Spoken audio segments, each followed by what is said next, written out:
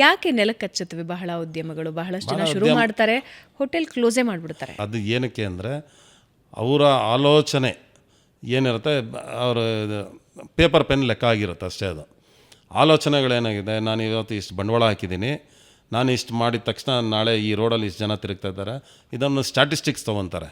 ಇವತ್ತೆಲ್ಲ ಗೂಗಲ್ಗೆ ಹೋದರೆ ಎಲ್ಲ ಸ್ಟ್ಯಾಟಿಸ್ಟಿಕ್ಸ್ ಸಿಗುತ್ತೆ. ಈ ರೋಡಲ್ಲಿ ಎಷ್ಟು ವೆಹಿಕಲ್ ಓಡಾಡುತ್ತೆ, ಎಷ್ಟು ಜನ ಟ್ರಾಫಿಕ್ ಇದೆ, ಎಷ್ಟು ಆಫೀಸಸ್ ಇದೆ, ಎಷ್ಟು ಜನ ಇದ್ದಾರೆ, ಅದರಲ್ಲಿ ನನಗೆ 10% ಜನ ಬಂದರೆ ಇಷ್ಟು ವ್ಯಾಪಾರ ಆಗುತ್ತೆ, ಇಷ್ಟು ವ್ಯಾಪಾರ ಆದಾಗ ನನಗೆ ಇಷ್ಟು ಲಾಭ ಬರುತ್ತೆ. ಯಾವಾಗ ಅದು ಆಗೋದಿಲ್ಲ, ಇವರು ತಡ್ಕೊಳಕ್ಕಾಗೋದಿಲ್ಲ. ಅದರ ಬದಲು ನಾನು ಮಾಡ್ತಾ ಇರೋ ಕೆಲಸ ಏನು, ಆ ಕೆಲಸ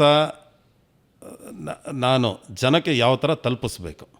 ನಾನೊಂದು ರೆಸ್ಟೋರೆಂಟ್ ಮಾಡ್ತೀನಿ, ನನ್ನ ರೆಸ್ಟೋರೆಂಟಲ್ಲಿ ಫುಡ್ ಯಾವ ಥರ ಇರಬೇಕು, ಅದನ್ನು ಜನಕ್ಕೆ ಯಾವ ಥರ ನಾನು ಸರ್ವಿಸ್ ಮಾಡಬೇಕು ಅಥವಾ ತಲುಪಿಸ್ಬೇಕು, ಜನಕ್ಕೆ ಯಾವ ಥರ ನಾನು ಖುಷಿ ಪಡಿಸ್ಬೇಕು, ಇದನ್ನು ಮಾತ್ರ ನಾನು ಆಲೋಚನೆ ಇಟ್ಕೊಂಡು ಮಾಡಿದರೆ ಆವಾಗ ಖಂಡಿತವಾಗ್ಲೂ ಸಕ್ಸಸ್ ಆಗ್ತಾರೆ.